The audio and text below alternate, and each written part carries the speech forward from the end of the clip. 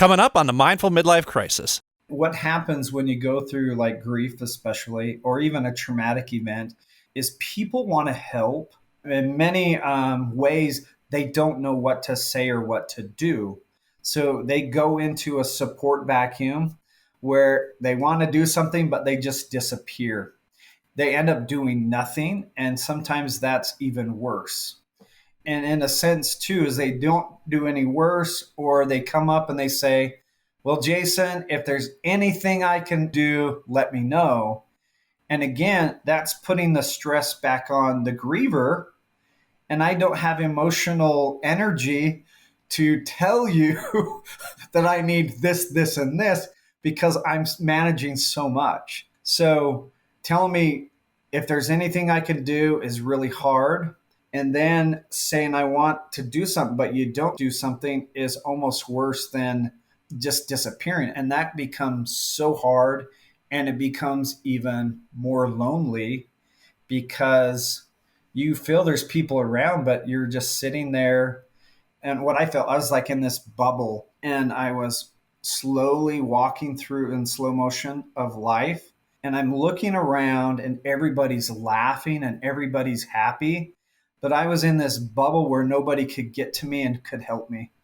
And I felt trapped. And I just said, why are they happy? How come they get to be happy? How come they have a family?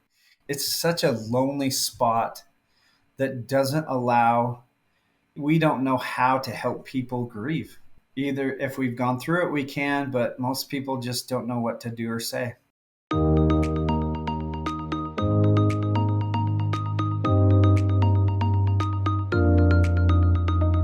Welcome to the Mindful Midlife Crisis, a podcast for people navigating the complexities and possibilities of life's second half.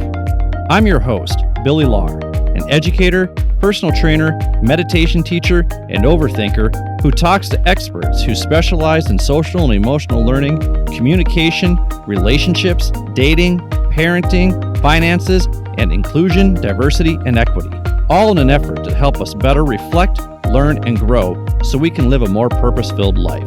Take a deep breath, embrace the present, and journey with me through the Mindful Midlife Crisis.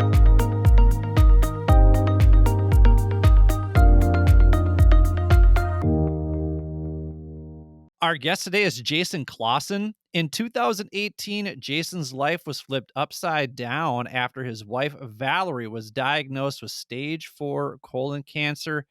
He is here today to share his story of how the loss of his wife rocked his world, but he is also here to share the steps he's taken to heal and find love again. If you're interested in learning more, you can go to www.givingsunshine.com. Welcome to the show, Jason Clawson.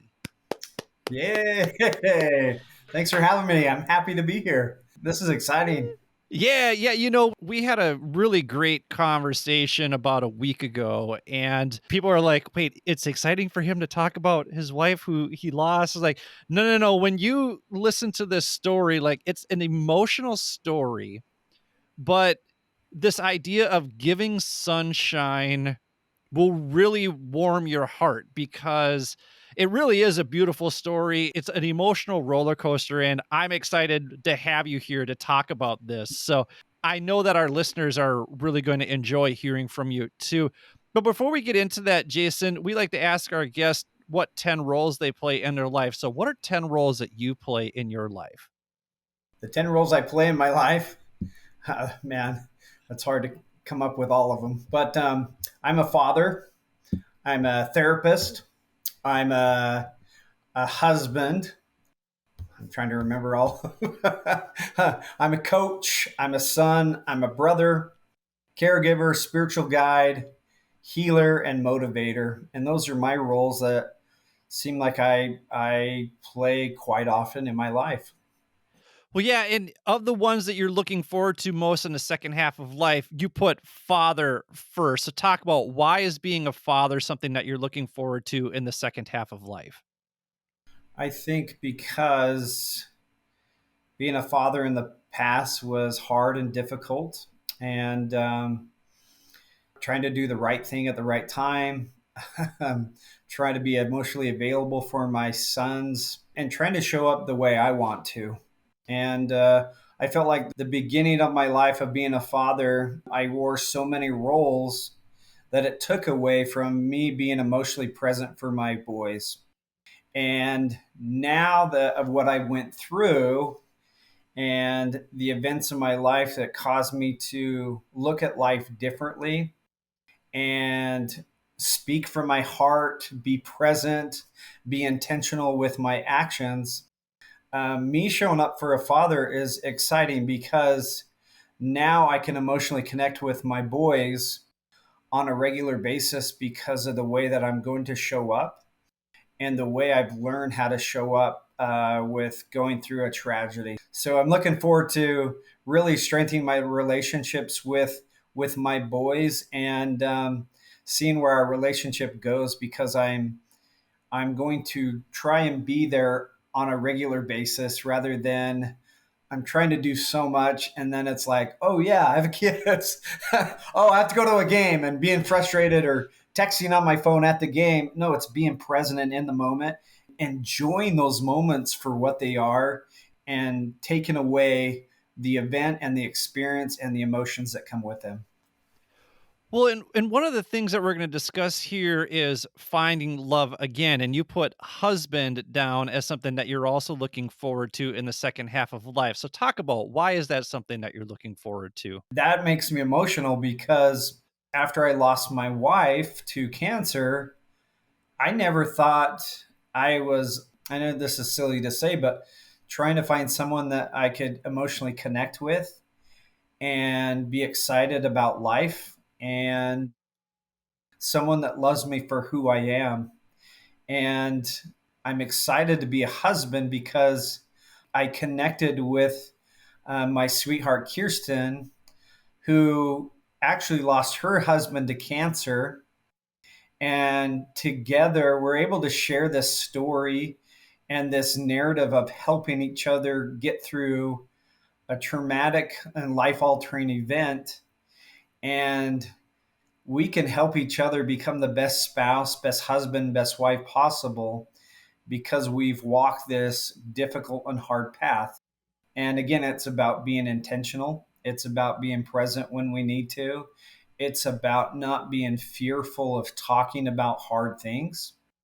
And it's about helping each other lean into the discomfort of life and growing in it rather than, I'm not going to talk about that or I'm not going to go there. It's walking this path together. And it's an amazing experience to be a husband to someone again. And me and my wife talk about it's not about missing the other spouse, it's about enhancing our life by marrying again and loving again. Well, and you also put down here healer. And I imagine before you can even become a healer, you also have to be the recipient of healing. And we'll dive deeper into this a little bit later, but it sounds like for you and your wife Kirsten now, you guys have been healers for each other while also being the recipients of each other's healing. Yeah, I think I thought before I was someone that could help, and my role has been therapist for the last 15 years. And I thought I was doing a good job healing people, and I was always a good listener. But when I walked to hell and back, and now I can speak from a place of I know what that pain feels like. I know how it feels. I know what goes into that. Now, when I ask questions, I ask questions that sink in deeply that help people walk through that process. It's not a superficial question, it's questions that are heartfelt and emotionally driven to be able to help people through that difficult space of life. And I'm more of I walk the path with them rather than just watching from a distance. And it becomes such an emotional and a beautiful connection when I help people get out of their most difficult spots of their life. Well, and these are all things that we're going to dive deeper into in this episode. And like I said, like we had a really deep conversation the last time that we talked before we sat down for this interview. So everybody just kind of buckle up because this is going to be one of those emotional ones. So when we come back, Jason is going to share his story with all of you. Thank you for listening to the Mindful Midlife Crisis. Thank you for listening to the Mindful Midlife Crisis. If you're enjoying what you've heard so far, please do me a favor and hit the subscribe button. Also, giving the show a quick 5-star review with a few kind words helps others find and benefit from this podcast just like you are. Finally, please spread the wealth of free knowledge and advice in this episode by sharing it with the people in your life who may find this information and my mission to help others live a more purpose-filled life valuable. My hope is that these conversations resonate with others and inspire people to live their best lives. Thanks again. And now, back to the show. Welcome back to the Mindful Midlife Crisis. We are here with Jason Clawson. You can check him out at www.givingsunshine.com. He's on Instagram at Giving Sunshine Daily. You can check that out there as well. And, Jason, we kind of touched a little bit on this story. So you lost your wife to colon cancer. How long had the two of you been married before you found out that she had cancer? How did you guys find out? What was the timeline of treatments, preparations, conversations with kids, family, and friends? A lot to unpack right there. And I know that you've got the story for it. So I'll turn it over to you. We've been married for about 13 years. And that's when, you work really hard to get what you have. And sometimes life doesn't give you the best circumstances. But you know what? We worked really hard to get to a point where we're like, okay, we have arrived with life and some good things were happening in our life. Whether I was a clinical director at a recovery program and I was just loving helping people in recovery. My wife just lost 100 pounds and her health and her light was starting to come on. We're building this dream house of ours. Kids are doing well. And I just felt like, you know what? This is the life I've dreamed about. And I would be very happy if we continue on this pathway. But you know what? Life has a way of changing and throwing hard, difficult situations at us. So when my wife came to me and she had a lump in her stomach and said, I had this lump in my stomach, Jason, I don't know what's going on. So I felt it and I said, well, let's not freak out. Let's wait a week and then we can go from there. So I waited a week and then I came back and felt it and it had grown. And that's where concerns and worries overcame us. And we said, well, let's take care of this. We've had hard things come to us in our life. Let's go take care of this. So we began to dig into seeing the doctor, doing scans, doing blood work, and nothing really was definitive of what this was. And again, we weren't freaking out. We're like, we're living this good life. We're doing good in the community. I'm helping people in their hardest recoveries, and we're good people, so good things are going to happen to us, right?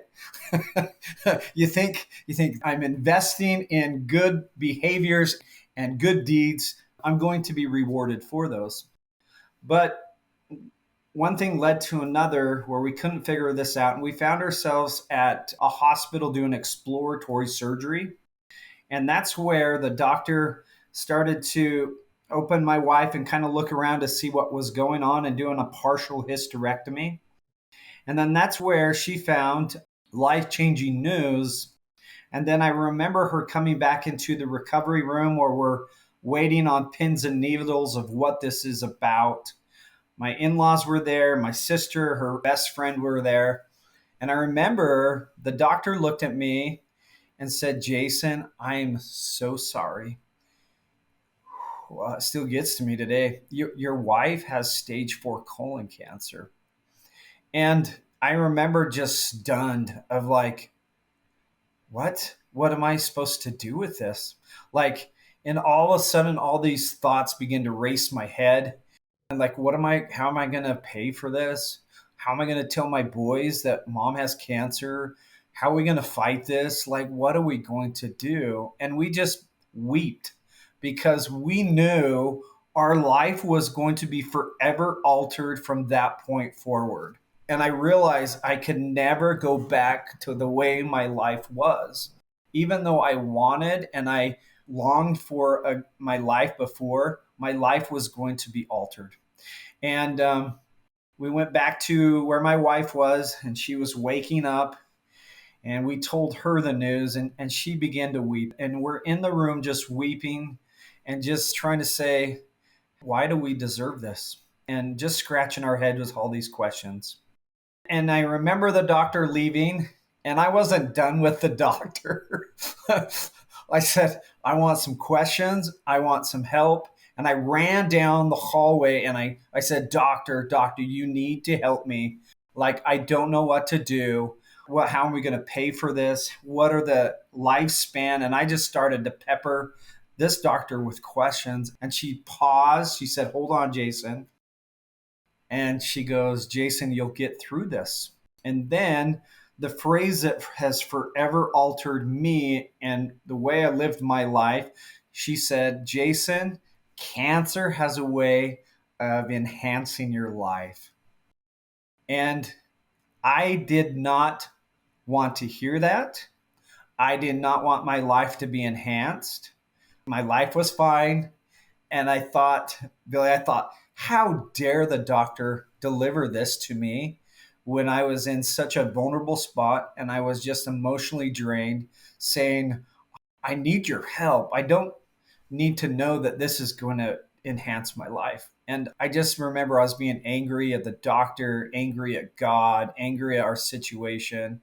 And I was just saying, how do this? There's no way that I'm going to be able to manage everything that is coming in the future. And I was broken. As a 42-year-old male, I was broken because something, our news and our life has just got turned upside down by this life altering event. I know that you can step back and reflect about the impact that that statement has on you now, but oh man, I have actually in the newsletter written about how much I really dislike the saying everything happens for a reason, or it's part of God's plan. I just have such an issue with that in the moment. That's really hard for me to hear in the moment, and I can't. Wow. Like, Yeah. I don't even know how I'm responding to that, and I wasn't in the situation, I wasn't in the moment that you were in, and whew, that's something else, man, for her to say that to you. I guess as you look back on it now, what are your thoughts? I mean, it stunned me. And I remember, I mean, as a male, you're conditioned, you need to be stoic and you need to be strong. So I remember like crying. And then before I walked back in the room, I was like, well, I need to put on my mask of masculinity and I need to be the strong person despite emotionally struggling in my heart. I need to be strong for my family. And that's a hard thing to do when you have inner turmoil of being emotionally in pain, but then you have to be strong for everybody else in the room. And that was a big ask. But you know what? I knew my wife needed me. I knew my kids needed me. People at work still needed me. So I was like, okay, I'm going to put on this mask to protect that I am not okay with this. And it was, I didn't let a lot of people in because I wanted to be strong for everybody. And everybody needed, they needed a strong person in the room or in the situation. Even though I'm not strong, I'm just have a mask that's pretending that I'm okay. Well, and it's funny because the irony in this is that you're a therapist. So when we chatted before, you had said that I was great about giving advice about how to navigate these situations to other people. But then when the tables were turned and I had to use this advice on myself, I was like, well, do as I say, not as I do, because it was difficult for you. And I can only imagine. Yeah, it was. I can help people out of addiction and trauma, but I couldn't look at myself in the mirror and help me through this. I just All I knew is because it was emotionally overwhelming, all I knew is I got to hide my emotions so we can take care of my wife and my kids. And I kind of prioritized everybody's needs above mine. And I forgot about myself. And it was easy. And I think for males that go through difficult events, it's easy to hide yourself and be strong because everybody needs someone and you fulfill a need because you can help and you can do all this other stuff. But my heart was broken and I needed to process what I was feeling and I needed to share and I needed to cry.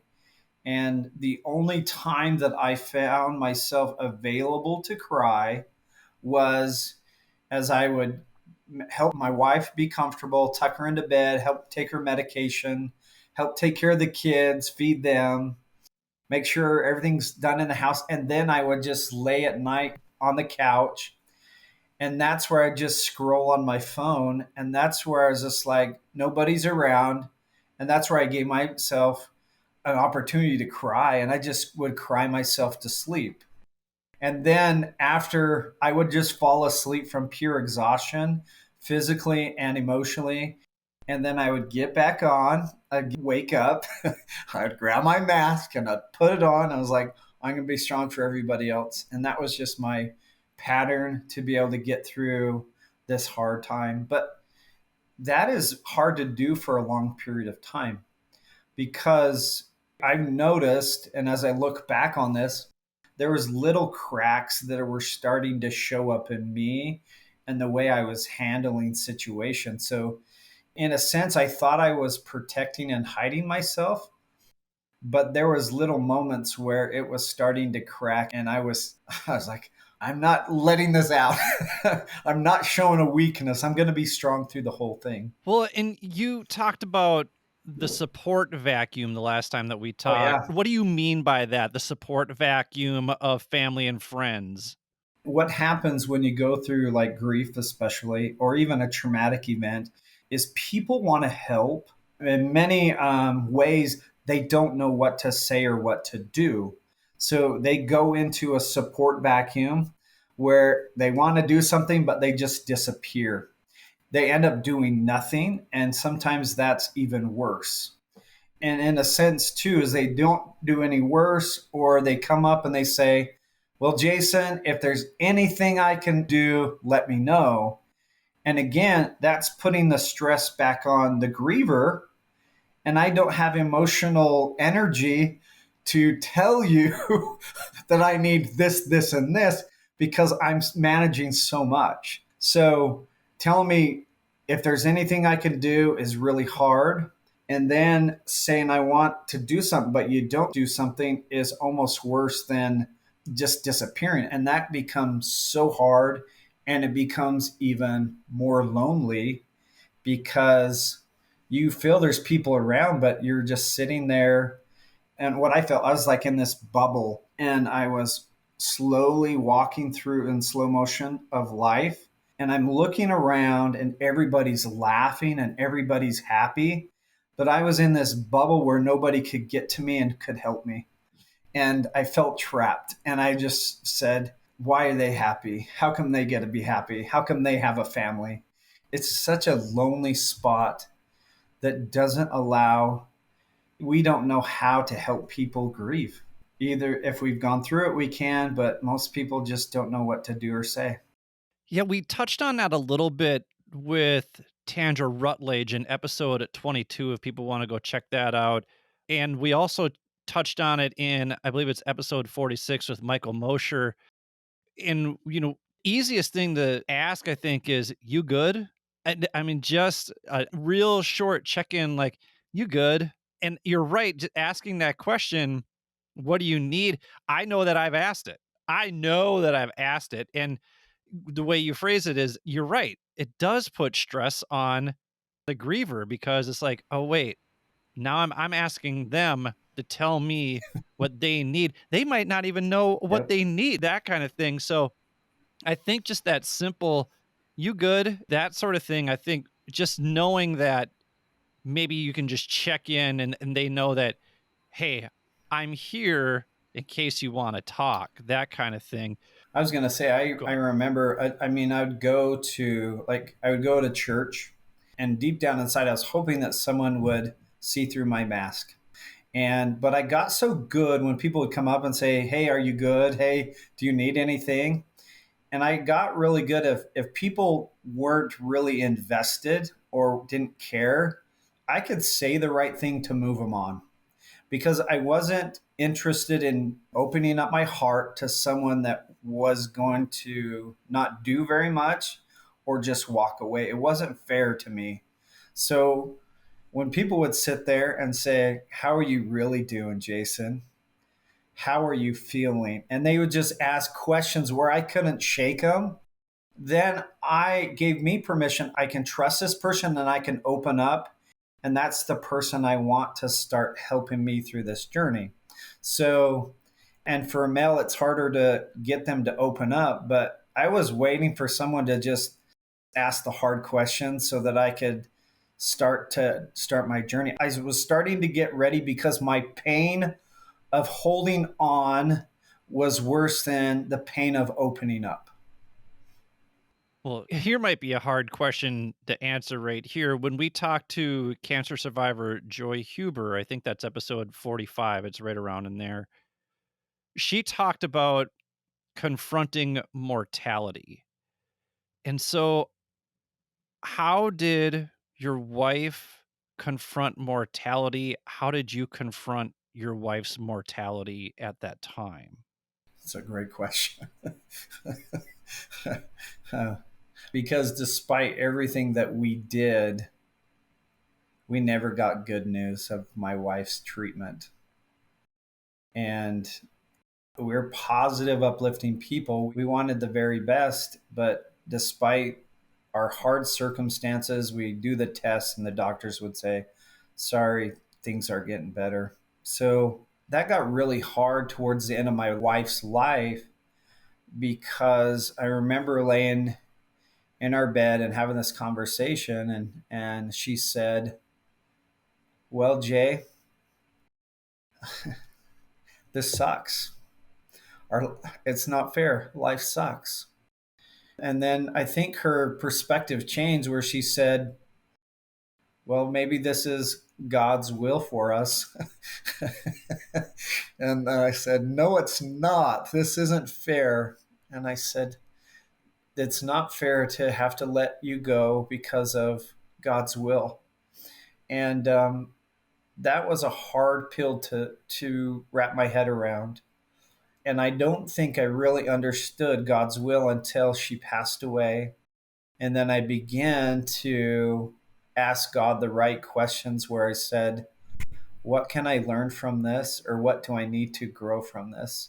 Versus, why did this happen to me? Why? How dare you? And I think I began to accept what God had given to me. And then it starts to become a blessing of the time I had with my wife and even the time after my wife. I feel like because of what I've done and the choices I've made, my relationship with my wife has increased. And that might sound really weird, but I believe because I've leaned into the discomfort, I feel like my life with my wife and my relationship with her has increased tremendously. And I've got to know my wife through helping people and by helping people through difficult times. So when I think about mortality and her life, I think back, it was such a blessing the time she had and what she taught. But now I can still honor her life by continue to live my life, continue to raise my kids, and continue to help people through that process. You also had a cathartic moment after your wife passed while you were running a 5K in Alaska, and that significantly moved you along on your healing journey. So, what was that cathartic moment? So when my wife was going through treatment, there was a half marathon and it was dedicated to cancer survivors and people that have died from cancer. So I said, I'm going to run this half marathon for my wife. So I was training. So with all the stuff that was going on, I'd wake up at 5 in the morning and I'd run 5, 6 miles, and that was healing for me.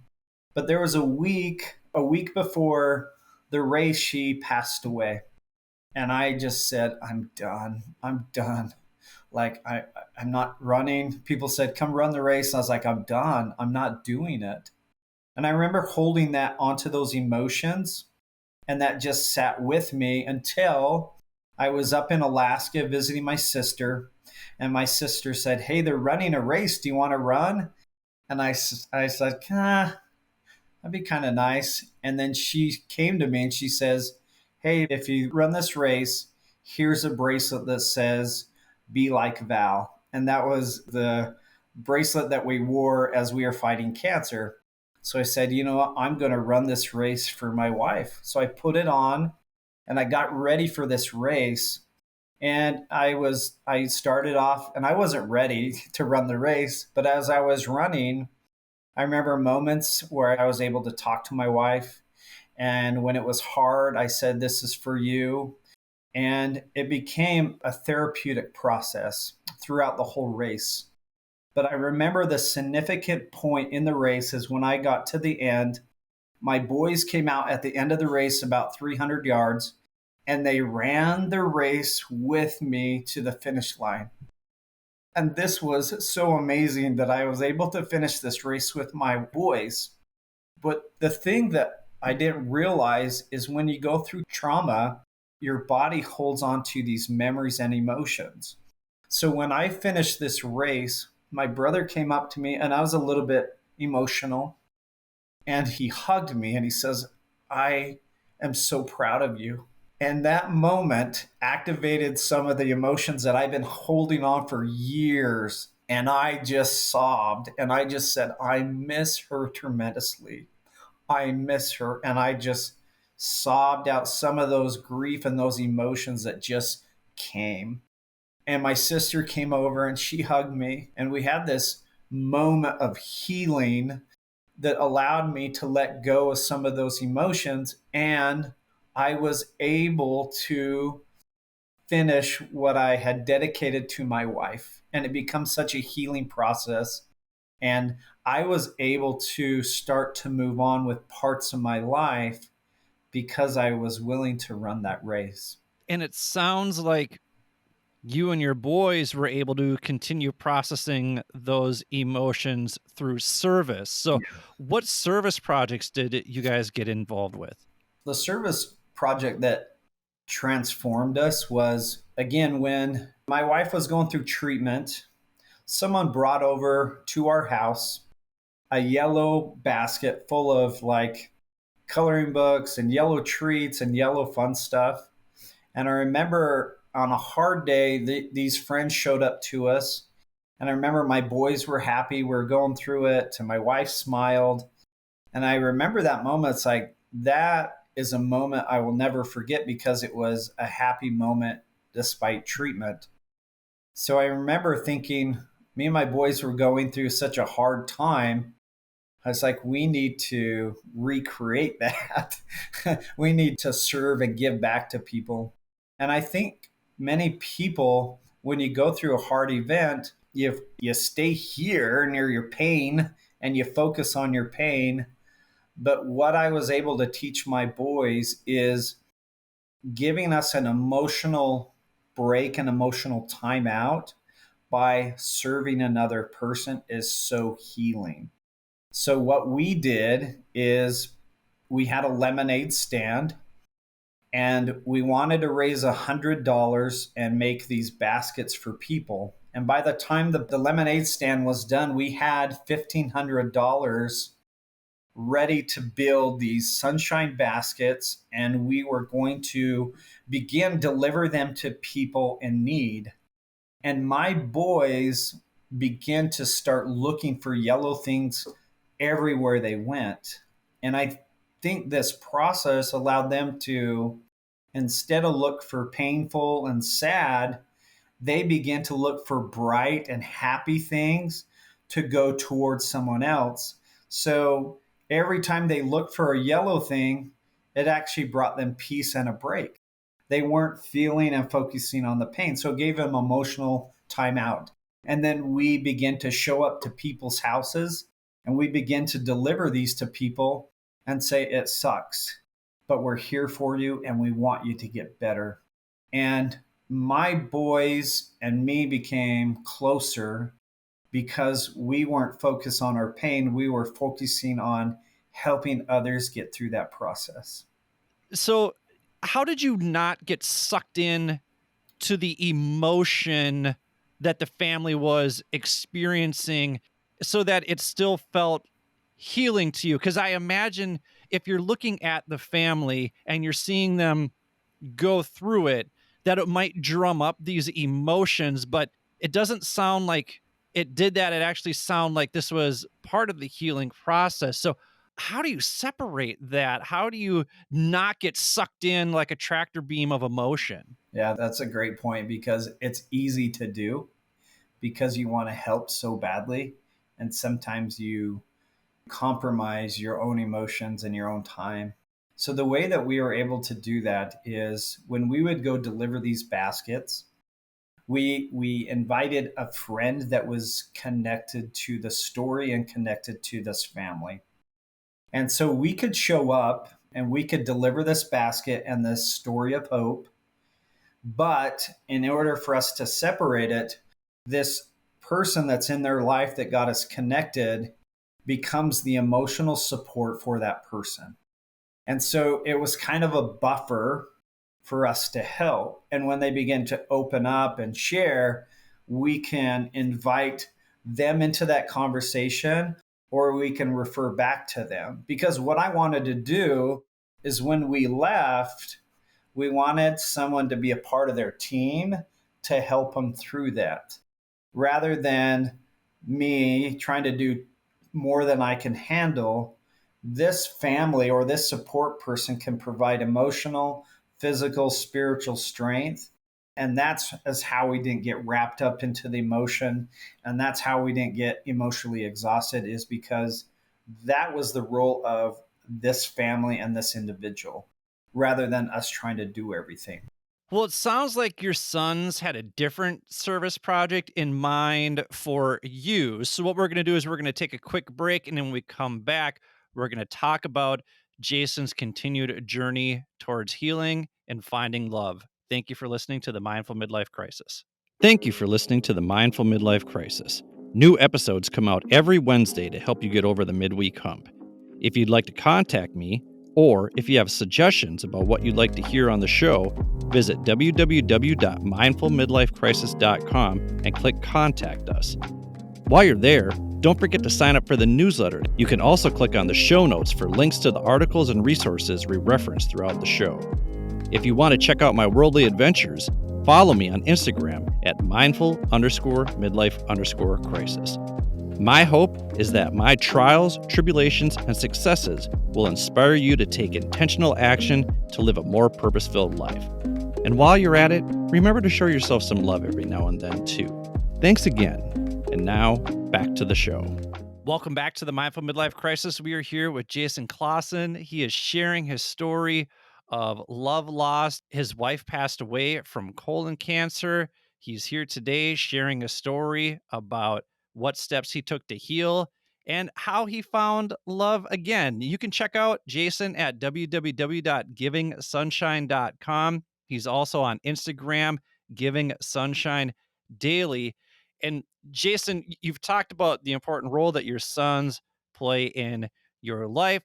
And it sounds like they had a plan of giving sunshine to you, and they're the ones who got you back onto the dating scene. Is that right? Yeah. As weird as that sounds, yes. So how did that unfold? What did they say? How did they encourage you? I mean, I was just stunned and I just lost someone that I love deeply. And I was like, I'm not in a spot to open my heart to anybody. And then I was worried about them and all the emotions that go into that. And I was like, well, we've already been through so much. I'm going to wait like 10 years before I even start doing this because I want to work on me and my family. And I remember just driving to the store and them just chiming in and saying, "Hey, Dad, are you going to start dating again?"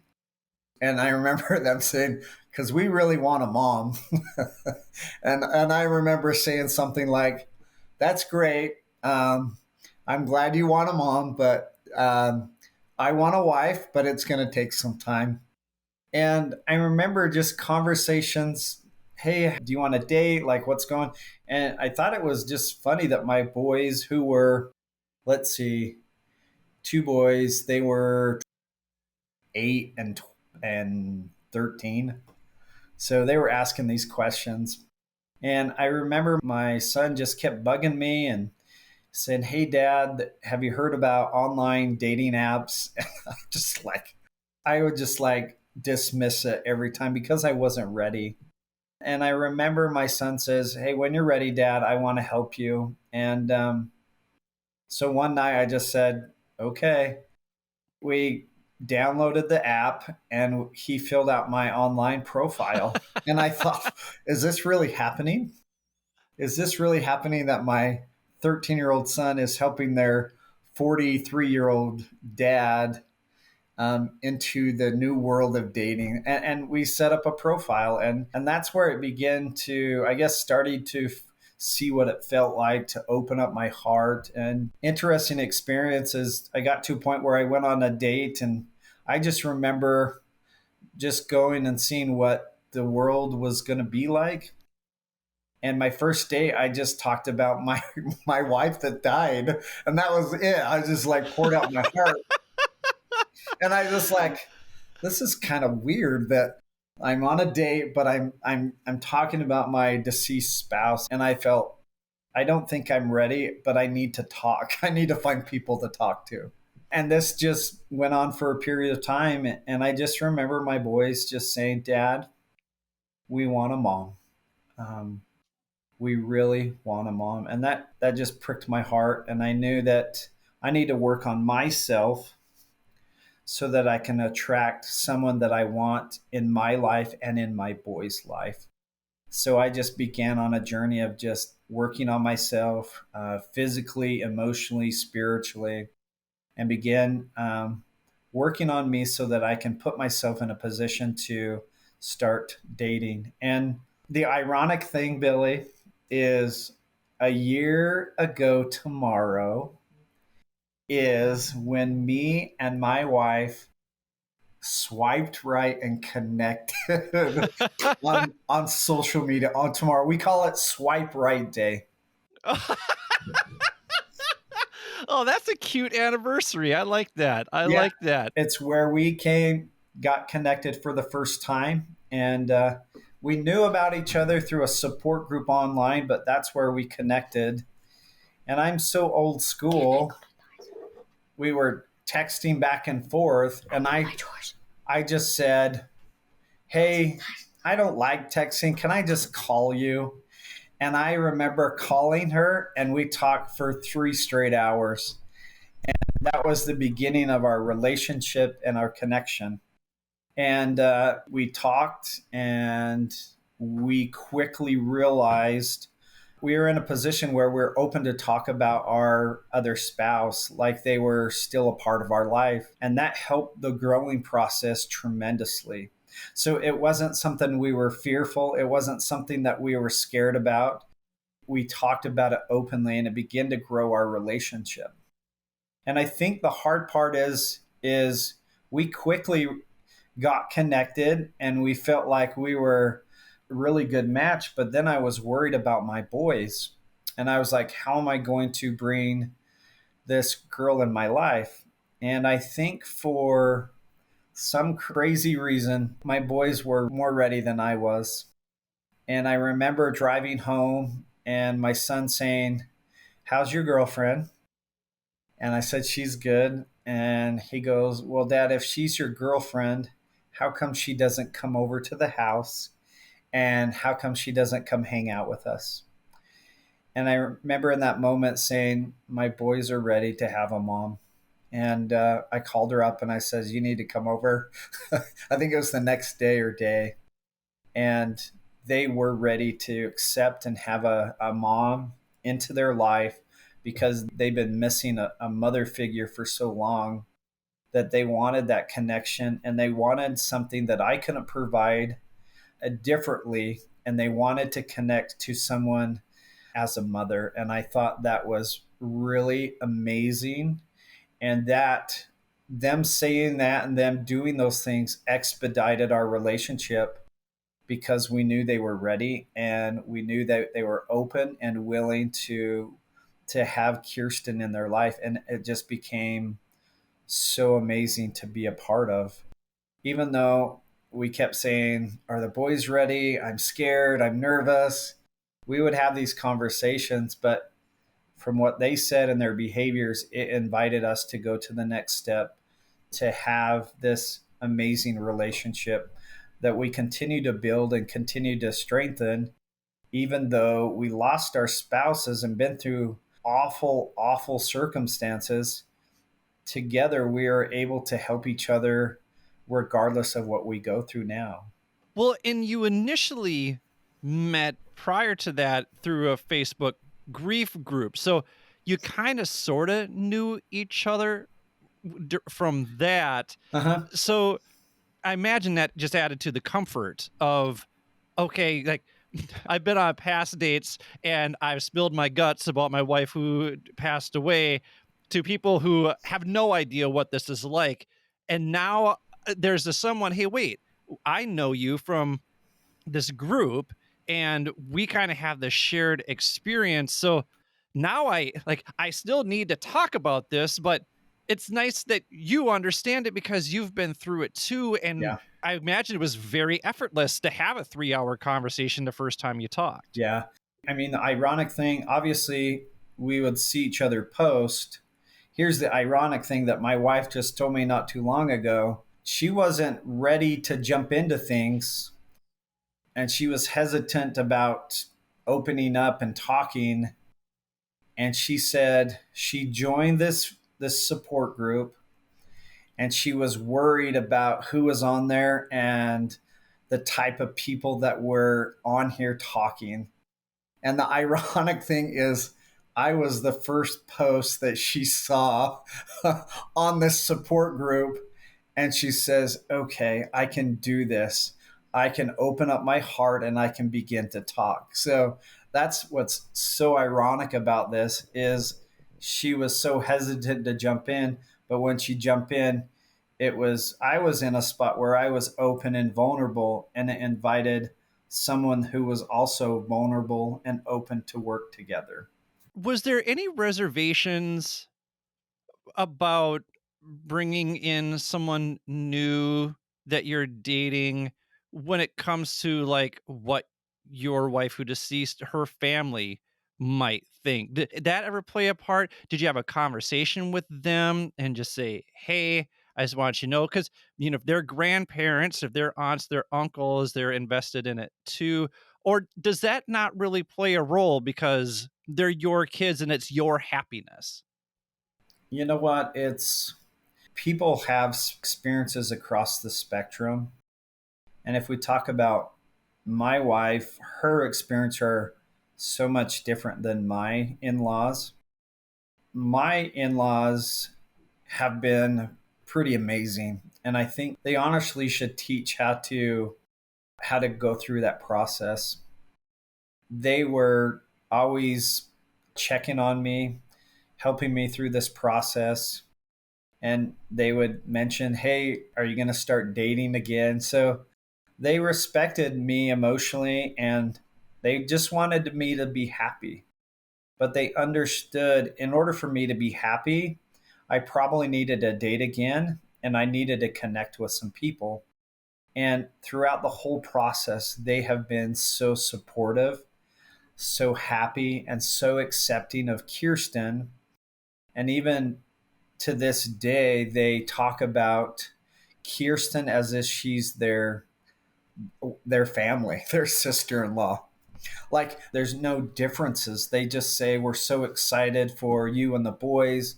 They talk to her like she's family, and just the verbiage and the narrative that they say is so helpful, and it helps her feel more welcome to the family.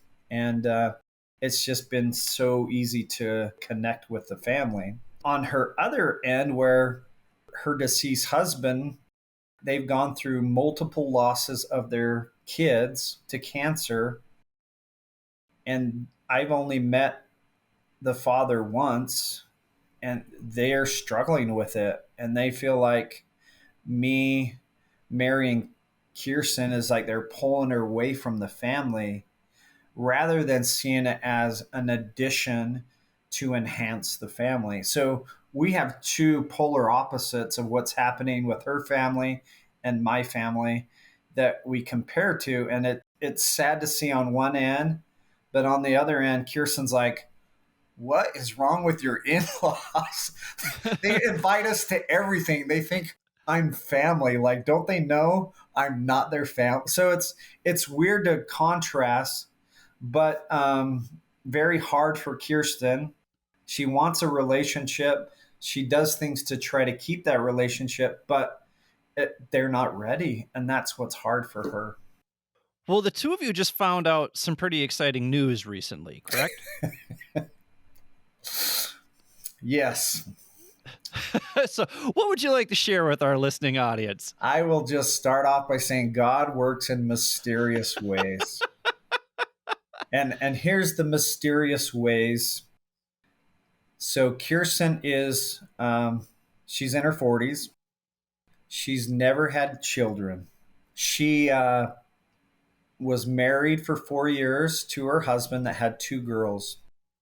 And she struggled with getting pregnant, and even doctors said, you'll never have kids. And she began to accept that and be okay with that, that was her role.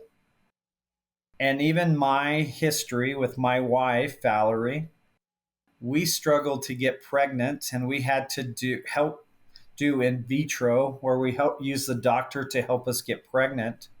And we struggled with that. So in February, Kirsten was very sick. I was at a football game, and I get a call that says, I just took a pregnancy test and I am pregnant. And she will say that she was mad and angry and upset. That was her first initial saying, this is ruining our plans. This is not what we were intending to do. I can't believe this is happening.